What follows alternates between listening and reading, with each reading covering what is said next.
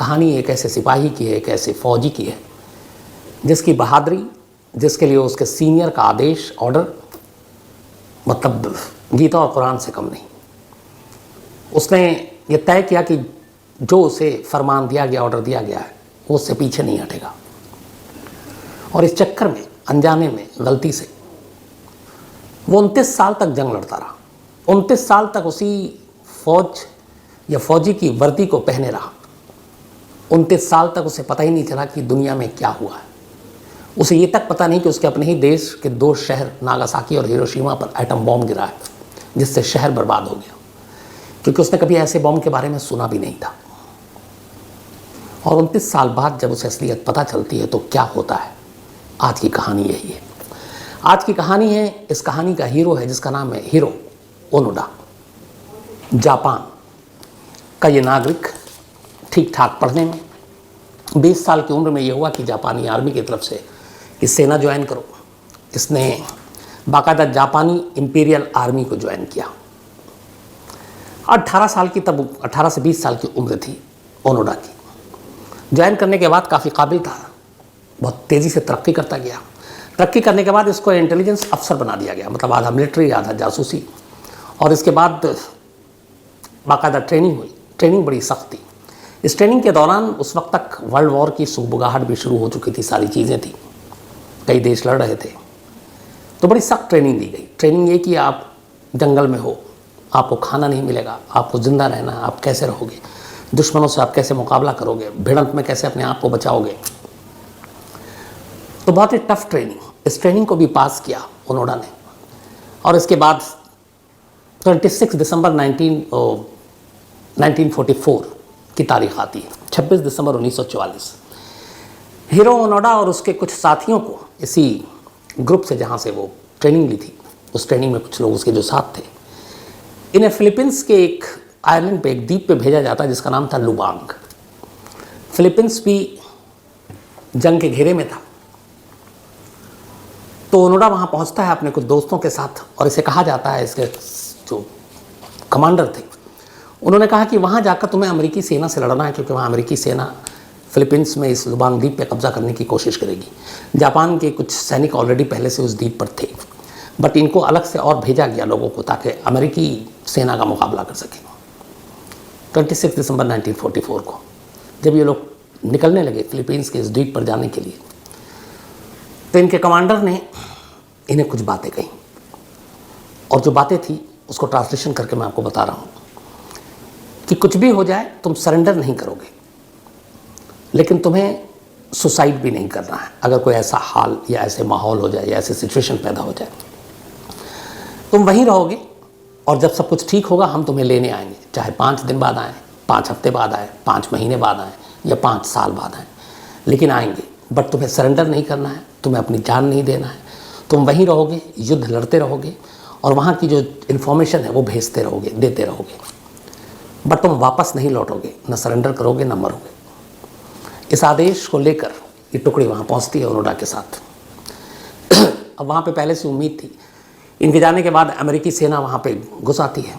अब जापानी सेना और अमेरिकी सेना में लड़ाई होती है, 4 दिन 5 दिन तक तो मुकाबला ठीक ठाक होता है, लेकिन फिर जापानी सेना कमज़ोर पड़ने लगती है। अब इनको सरेंडर भी नहीं करना था, भाग भी नहीं सकते थे, तो उन्होंने कहा कि चलो हम लोग 4-4 की टुकड़ी में अलग अलग बढ़ जाते हैं, ताकि जान भी बची रहे और मुकाबला भी करते रहे। तो बहुत सारे जो मारे गए सैनिक जो जिंदा बचे, उन्होंने 4-4 की टुकड़ी बना ली, टोली बना ली। ओनोडा चूँकि सीनियर थे तो एक टोली के सरदार ये बने। उसके बाद आप ये लड़ते रहे जंगल के अंदर छुपकर, इसी लुबांग द्वीप के, फिलीपींस के। इधर वर्ल्ड वार जारी। जापान ने अमेरिकी नौसैनिक पे हमला किया था, अड्डे पे। बदले में अमेरिका ने नागासाकी और हिरोशिमा पे, जब उनके प्रेसिडेंट ट्रूमैन, ऑर्डर दिया और पहली बार दुनिया ने एटम बम की तबाही देखी। 5 लाख से ज़्यादा मारे गए लोग, पूरा का पूरा शहर बर्बाद हो गया। और इस बॉम्ब के गिराने के बाद आखिरकार जापान समझौते के लिए तैयार हो गया, और जापानी सेना और जापान ने सरेंडर कर दिया इसके साथ ही। और ये सरेंडर किया था, बात है 2 सितंबर 1945 की। तो जब जापान ने ऑफिशियली सरेंडर किया, इसके बाद एक तरह से सेकेंड वर्ल्ड वॉर ख़त्म हो गया था। लेकिन ये इस लुबांग द्वीप के बाहर सारी चीज़ें चल रही थी हलचल। लुबांग द्वीप के जंगल में ओनोडा अब भी लड़ाई लड़ रहा है, उसे ये सब कोई खबर नहीं। 1944 का दौर था, टेक्नोलॉजी नहीं थी, इंटरनेट नहीं था, कोई और साधन नहीं था, रेडियो भी बहुत कम लोगों के पास हुआ करता था, तो ऐसा कोई सेट या सिस्टम नहीं था जिससे इस जंगल तक, इन लोगों तक कोई खबर पहुंचाए। ओनोडा को अब भी लग रहा था कि सेकेंड वर्ल्ड वॉर जारी है और वो उम्मीद थी कि जब जंग खत्म होगी तो कोई ना कोई उनका जो जापानी सेना के लोग हैं वो उन्हें लेने आएंगे। इसी गलतफहमी में वो अपना उसी फौजी वर्दी में लड़ता रहा जंगल के अंदर छुप छुप कर, कोई खबर देने के लिए आया नहीं था। इस दौरान में जंगल के अंदर जाकर लड़ाई लड़ते लड़ते वक्त बीतता रहा और इस वक्त बीतने के बावजूद ओनोडा को कोई जानकारी नहीं मिली कि बाहर की दुनिया में क्या हो रहा है। 44 से 45 हो गया, 45 से 46 हो गया, करीब 49 आ गए, जंग खत्म हुए हुए 1949। इस दौरान में अब जंगल के अंदर रहना, खाना पीना बड़ा मुश्किल, ट्रेनिंग लेकिन मिली थी तो जंगली केले, नारियल का पानी या कुछ और मिल जाए, जंगली जानवर, यही सब खा पी कर जिंदा रहना पड़ रहा था। इस दौरान में एक साथी की मौत हो गई, एक साथी ने सरेंडर कर दिया बाद में, अब एक बचा। खाने पीने के लिए कई बार जंगल के आसपास जो गांव होता था, ओनोडा और उसके साथी उस गांव पे धावा बोलते हथियारों के साथ और वहाँ से खाने पीने का सामान लूट कर ले आते। इस दौरान में कई बार झड़प हुई, कई गांव वालों की जान भी ली इन लोगों ने। तो ये सिलसिला चलता रहा। इस दौरान में गांव वालों ने शिकायत की कि कई बार जंगल से हमारे ऊपर हमला किया जाता, अनाज लूटे जाते हैं और हम विरोध करते हैं तो गोली मारी जाती है और कई गाँव वालों की इस तरह से मौत हो गई। फिलीपींस की सरकार को लगा कि ये कुछ जाहिर सी बात है, अंदर में कोई ऐसे लोग हैं तो फौजी हैं, उन्हें शायद पता ना हो। बाकायदा जंगल के ऊपर चौपर से लाउड स्पीकर पे अनाउंस कराया गया गांव में भी कि जंग खत्म हो गई है और जो भी आप, जिस देश के भी सिपाही हैं, आप बाहर आइए, सरेंडर कर दीजिए और अपने देश चले जाइए। कोई असर नहीं। पॉम्फलेट गिराए गए जंगल में कि बाकायदा जंग खत्म हो गई है, सब कुछ कूल हो गया है, समझौता हो चुका है, जो भी सिपाही इसमें हैं वो वापस आएँ और अपने अपने घरों को जाएँ। ये पॉम्फलेट, ये अनाउंसमेंट ओनोडा के कानों तक भी पहुंची, आंखों से भी उसने देखा, लेकिन उसे लगा यह दुश्मन की चाल है। उसे यकीन ही नहीं था कि सेकेंड वर्ल्ड वॉर खत्म हो गई और जापान हार गया, इसलिए कि उस तक उसे ये लगा था कि फंसाने के लिए दुश्मन देश, उसके जवान उसे पकड़ने मारने के लिए ये सारी जाल बिछा रहे हैं।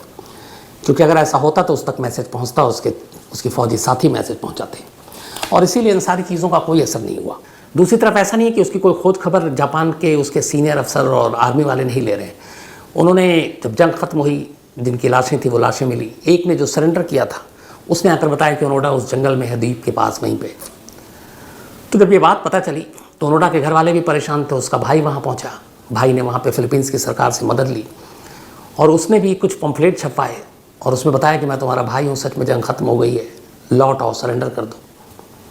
उसे ये भी मिला, लेकिन उसे लगा कि ये दुश्मन की फिर से चाल है, उसके रिश्तेदारों को ढाल बनाकर वो उसे पकड़ना चाहते हैं।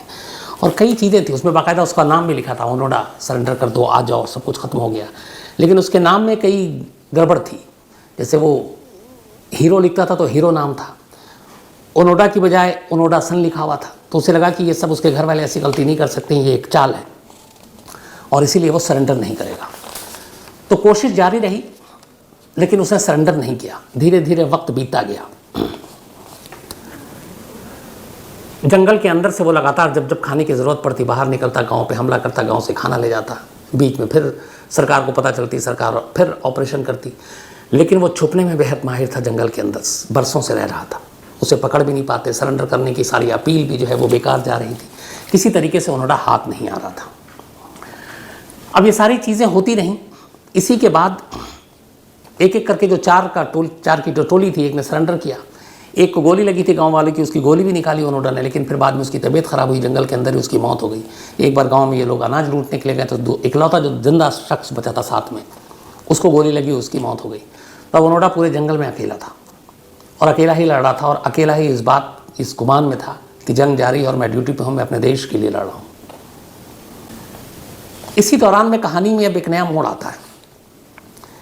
जापान का एक स्टूडेंट, एक सिटीज़न, वो दुनिया भ्रमण पर निकलता है वर्ल्ड टूर पे, और 3 टारगेट थे उसके। एक, उसने ये कहानी सुनी कि एक जापानी फौजी है जो जंगल में है और उसे यही पता नहीं, सरेंडर भी नहीं कर रहा है, ओनोडा।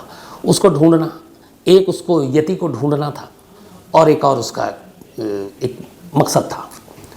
तो वर्ल्ड टूर करते करते आखिरकार वो पहुंच जाता है फिलीपींस और इस लुबांग द्वीप में भी पहुंच जाता है। इत्तेफाक की बात है, द्वीप के जंगलों में भटकते भटकते वो सचमुच ओनोडा के पास पहुंच जाता है। और नसीब अच्छा था कि ओनोडा ने उसको दुश्मन नहीं माना, एक तो हुलिये से जापानी था ही वो, तो उसने उसे मारा नहीं। फिर वो उसे बताता है कि मैं जापान से हूँ, एक स्टूडेंट हूँ, वर्ल्ड टूर पे हूँ और आपको ढूंढ रहा था क्योंकि आपके बारे में किससे कहानियाँ पढ़ी मैंने। तो बोला कि अब आप सरेंडर क्यों नहीं करते हैं, जंग कब की ख़त्म हो गई है, जापान हार गया है। ओनोडा इस बात को भी मानने को तैयार नहीं। उसने कहा कि मैं नहीं मान सकता। उसने कहा कि मैं आपको बता रहा हूँ। उसने कुछ तस्वीरें भी दिखाई जो अपने साथ ले गया था कि देखिए 2 शहर पे बॉम्ब गिरा, इतने लाख लोग मारे गए, अमेरिका के आगे सरेंडर करना पड़ा और अब तो जापान वापस जंग हारने के बाद नई तरीके से अपने पैर पे खड़ा हो रहा है। उसने कहा कि आप सरेंडर कर दीजिए। ओनोडा अब भी नहीं माना। उसने फिर याद दिलाई। उसने कहा मेरे मेजर ने एक लाइन कही थी निकलने से पहले कि तुम सरेंडर नहीं करोगे, तुम सुसाइड नहीं करोगे। जब जंग ख़त्म होगी, चाहे जितने भी वक्त लगे, हम तुम्हें लेने आएंगे और तब तक तुम कोई ऐसा काम नहीं करोगे। तो ओनोडा ने कहा कि जब तक मेरे सीनियर का ऑर्डर नहीं होगा मैं सरेंडर नहीं करूँगा। अब तक 25 साल गुजर चुके थे, 26 साल। उसने मना कर दिया। वो जापानी स्टूडेंट वापस आता है, जापान जाता है। जापान आने के बाद अब वो उसके सीनियर्स को ढूंढता है। तो उनमें से एक सीनियर जिसने ये ऑर्डर दिया था, मेजर तानीगुची, आखिरकार वो उन तक पहुंचता है। वो तब रिटायर हो चुके थे इंपीरियल आर्मी जापान से और उन्होंने अपनी एक किताब की दुकान खोली थी, बुक शॉप। पता पूछते पूछते वो स्टूडेंट वहाँ पहुँचता है और जाकर बताता है कि आपका एक रंगरूट, आपका एक सिपाही, आपका एक फ़ौजी जिसको आपने लुबांग द्वीप भेजा था दिसंबर 1944 में, वो आज भी जंगलों में अकेला है और सरेंडर करने को तैयार नहीं। उसे इस बात का यकीन ही नहीं हो रहा है कि जापान उस जंग में हार चुका है और जंग ख़त्म हुए इतने साल हो गए। सुनकर मेजर तानीगुची को बड़ी हैरानी होती है। उसके बाद वो उसकी बात मानते हैं, कहते हैं मैं जाऊंगा। जापानी सरकार से इजाज़त ली जाती है। मेजर तानीगुची इसके बाद फिलीपींस पहुंचते हैं। फिलीपींस जाने के बाद आखिरकार जंगल तक मैसेज पहुंचाया जाता है कि आपसे मिलने के लिए मेजर तानीगुची आ रहे हैं। वैसे ही पम्फलेटर उसके ज़रिए ओनोडा ये पढ़ता है। उसे फिर वही यकीन होता है कि अब सब कुछ ठीक हो गया, इसका मतलब है कि मेरे बॉस मुझे वापस लेने आ रहे हैं। इसके बाद मेजर जंगल में ओनोडा से मिलते हैं और जाकर कहते हैं कि जंग तो ख़त्म हुए हुए अब करीब 28 साल हो गए, बल्कि 29वां साल शुरू हो गया था। तुम अब तक क्यों लड़ रहे हो? तो उसने कहा मुझे किसी ने खबर नहीं दी। इस दौरान में बहुत बार मुझे भ्रमित करने की कोशिश की गई, पॉम्फलेट बांटे गए, ऊपर से गिराए गए, लाउड स्पीकर से अनाउंसमेंट हुआ, लेकिन बीच बीच में ये भी होता था कि मुझे धमाकों की आवाज़ भी सुनाई देती थी। तो जब मैं गांव की तरफ देखता था तो देखता था लोग अब नॉर्मल कपड़े पहन रहे हैं, वर्दी के ड्रेस में कम है, लेकिन फिर धमाके भी हो रहे हैं। अगर जंग खत्म हो गई तो धमाके क्यों हो रहे थे? तो मुझे लगा कि ये सब चाल है। यहाँ पर दिक्कत ये हुई थी कि जिस जगह पे ये गांव और जंगल था, उसके पास जंग खत्म होने के बाद फिलीपींस का एक एयरफोर्स का बेस था जहाँ वो अक्सर ट्रेनिंग करते थे। उस ट्रेनिंग के दौरान बॉम्ब गिराते थे और उस बॉम्ब की आवाज़ जंगल तक जाती थी। और ओनोडा को ये लगता था कि जंग अब भी जारी है, लड़ाई हो रही है, बम गिर रहे हैं, गोलियाँ चल रही हैं। और गांव के लोगों को जब उसने लेकिन देखा कि फ़ौजी वर्दी में नहीं, आम कपड़ों में है, सिविलियन, तो उसे लगा ये भी एक चाल है उसे पकड़ने और पकड़वाने की। इसलिए उसने सरेंडर नहीं किया। लेकिन उसने कहा कि मेरे पास कोई आया तक नहीं। फिर उन्होंने पूरी बात बताई कि 2 शहरों पे कैसे बॉम्ब गिरा, कैसे बर्बाद हो गया, अब जापान कितना आगे बढ़ चुका है, साइंस टेक्नोलॉजी में तरक्की कर रहा है। ये सब सुनने के बाद ओनोडा को पहली बार यकीन हुआ और वो बहुत रोया। रोने के बाद उसने जो बोला और उसने जो अपनी किताब में लिखी है जो कोट है वो ये कि 30 साल तक मैं रोज़ अपनी राइफ़ल को चमकाता रहा। 30 साल तक किस चीज़ के लिए? मैं अब अपने को कोसता हूँ। 30 सालों तक मैं सोचता रहा कि मैं देश के लिए कुछ कर रहा हूँ, लेकिन अब लगता है कि मैं कई लोगों के वास्ते परेशानी का सबब बना रहा। गाँव के बहुत सारे लोगों की उसके हाथों जान गई थी। अपने मेजर के आदेश के बाद आखिरकार वो तारीख आती है 9 मार्च 1974। 1944 दिसंबर, बल्कि 26 दिसंबर 1944 को ओनोडा निकला था इस फिलीपींस के द्वीप के लिए। और 9 मार्च 1974, लगभग 30 साल के बाद, 30 साल में कुछ महीने कम, उसने फिलीपींस के उस वक्त के प्रेसिडेंट थे फर्डिनेंड मार्कोस, उनके सामने जाकर सरेंडर किया। उसने अपना राइफ़ल, उसके पास जो था उस वक्त .25 कैलिबर राइफ़ल, 500 राउंड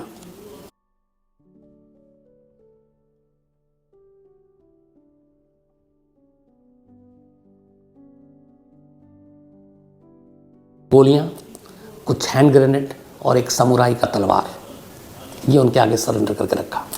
और उसी फौजी वर्दी में गया था, 30 साल से जिसे पहनकर जंगल में भटक रहा था और रखता था, फिर बाकी भी कुछ कपड़े थे उसके पास, लेकिन वो पुरानी वर्दी जो उसने 44 में पहनी थी उसी को पहनकर सरेंडर करने गया। अब तब तक वहाँ की पुलिस और इनसे पता चला 1974 में जब इसने सरेंडर किया कि करीब 30 शहरियों को कत्ल किया है ओनोडा ने। उन गाँव में खाना लूटने के लिए कई बार गाँव वाले विरोध करते तो गोलियाँ चलती दोनों तरफ से उसमें। तो ये था कि 30 लोगों का कत्ल किया है, अब इसका क्या होगा। प्रेसिडेंट फर्डिनेंड मार्कोस ने जब ये सरेंडर के बाद उसकी कहानी सुनी तो फिर उसके ऊपर वहाँ पे कोई क्रिमिनल केस चलाने से उन्होंने रोक लगा दी और उसके पीछे रीज़न दिया। उन्होंने कहा मेरी नज़र में ये कोई कातिल या क्रिमिनल नहीं है, ये एक फ़ौजी है जो अपने देश के लिए जंग लड़ रहा था और जिसे मालूम नहीं था कि जंग ख़त्म हो गई, और ये फिर भी अपना फ़र्ज़ निभा रहा था।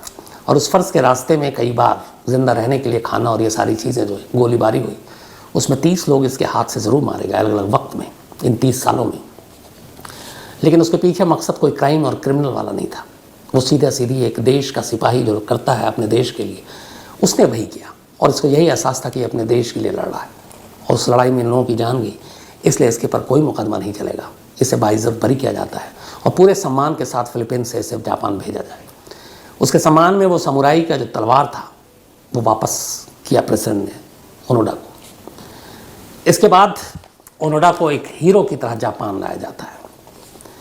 जब वो वहाँ पहुँचा था तो करीब 21 साल का था फिलीपींस में लड़ने के लिए। जिस दिन जापान की सरजमीन पर वो वापस लौटा तब 51 साल का था, 51। 30 साल उसने जंगल में गुजार दिए। वर्ल्ड वॉर 6 साल के अंदर ख़त्म हो गई थी सेकंड, लेकिन वो 30 साल तक सेकंड वर्ल्ड वॉर लड़ता रहा अनजाने में, क्योंकि उस तक कोई सच्चाई या खबर पहुंची नहीं थी। जापान आने के बाद एक हीरो की तरह उसका स्वागत हुआ। जापानी मीडिया में जब उसकी खबरें छपी तो वहाँ का एक हीरो बन गया। लोग उसके बारे में बातें करने लगे, उसकी बहादुरी के बारे में बातें करने लगे। ये कहने लगे कि कैसे अपने एक सीनियर के ऑर्डर को उसने अपना कानून बना लिया कि मैं सरेंडर नहीं करूँगा जब तक मेरा सीनियर नहीं कहेगा या जब तक मेरी इंपीरियल आर्मी की तरफ से ऐसा कोई आदेश नहीं आएगा। और इस दौरान में तमाम लोगों ने कोशिश कर ली, उसने सरेंडर नहीं किया, न सुसाइड किया। कहते हैं कि इन 30 सालों में कई बार बड़ी अजीब अजीब चीज़ें हुई, पत्थर और क्या क्या वो भी उसने खाया। मतलब बस जिंदा रहने के लिए जो जो कर सकता था उसने सब कुछ किया। उसकी इस बहादुरी और उसके इस जज्बे को देखते हुए जापान की सरकार ने ओनोडा के पूरे 30 साल की जो तनख्वाह थी, सैलरी, वो वापस किए। 30 साल की सैलरी दी, इसके अलावा एक्स्ट्रा बहुत सारे इनाम दिए, सम्मान दिए। वहाँ की अलग अलग जो ऑर्गेनाइजेशन और संस्थाएं थीं उन्होंने उसके ऊपर इनामों की बारिश कर दी। उसके पास बेशुमार पैसे आ गए। इन पैसों का एक बड़ा हिस्सा ओनोडा ने कहा कि मेरे हाथों बहुत सारे उस लुवांग द्वीप के करीब जिस गांव के आसपास मैं छुपा था, मेरे हाथों मारे गए, मेरा वक्त है कि उनको कुछ रिटर्न करूं। उसने उस इनाम के पैसे का एक बड़ा हिस्सा उस गांव को दान कर दिया ताकि उन लोगों की ज़िंदगी थोड़ी बेहतर हो सके। इसके बाद बाकी जितने पैसे थे बहुत सारी अलग अलग चैरिटेबल संस्थाओं को उसने दान किया ताकि लोगों का भला हो सके। लेकिन अब वो जापान में एक हीरो था, पर जापान में अब उसका मन नहीं लग रहा था। उसे लगा कि जिस जापान जो वहाँ की परंपराएं थी, जो सारी चीज़ें थी, वो धीरे धीरे ख़त्म हो गई। अब जापान एक मॉडर्न कंट्री बन गया है, साइंस टेक्नोलॉजी ने बड़ी तरक्की कर ली है और यहाँ अब लाइफ एकदम अलग हो गई है। तो वो जो पुराना जापान था, जो 30 साल तक उसने जंगल में रहकर नहीं देखा, उस जापान से मुझे थोड़ी कुफ्त होने लगी। और एक रोज़ वो जापान छोड़कर ब्राज़ील पहुँच गया। ब्राज़ील जाने के बाद वो जापानी कम्युनिटी के बीच में रहने लगा। वहीं उस जापानी कम्युनिटी की एक लड़की से उसने शादी की जिसने उसे नए जापान के बारे में बताना शुरू किया। फिर अचानक एक रोज़ उसने खबर पढ़ी कि एक लड़के ने जापान में स्कूल में 13 साल के बच्चे ने कत्ल कर दिया। ये पढ़ने के बाद ओनोडा को बड़ा अजीब लगा कि एक छोटे से बच्चे के अंदर भी सब्र नहीं है और वो इस तरह का काम कर सकते हैं। उसे लगा नहीं, उसका फ़र्ज़ है कि जाकर वहाँ की नई जनरेशन को कुछ तालीम दें। वापस ब्राज़ील से वो जापान आता है। जापान आने के बाद वो बच्चों के बीच में अलग अलग चीज़ें उनको पढ़ाता है, समझाता है और उनको नई ज़िंदगी के बारे में बताना शुरू करता है। इसके बाद 1996 में वो फिर से लुवांग द्वीप जाता है, उसी गांव में जाता है जिस गांव के कई लोगों को उसने मारा था उस वक्त, एक जंग समझकर। वहाँ उन गांव के लोगों से माफ़ी मांगता है, फिर वापस जापान आता है। जापान में इसके बाद बच्चों को सही तालीम देने में उसकी ज़िंदगी गुजर जाती है। 2014 17 जनवरी 2014 में 91 साल की उम्र में आखिरकार हीरो ओनोडा की मौत हो जाती है। तो ये थी कहानी उस हीरो ओनोडा की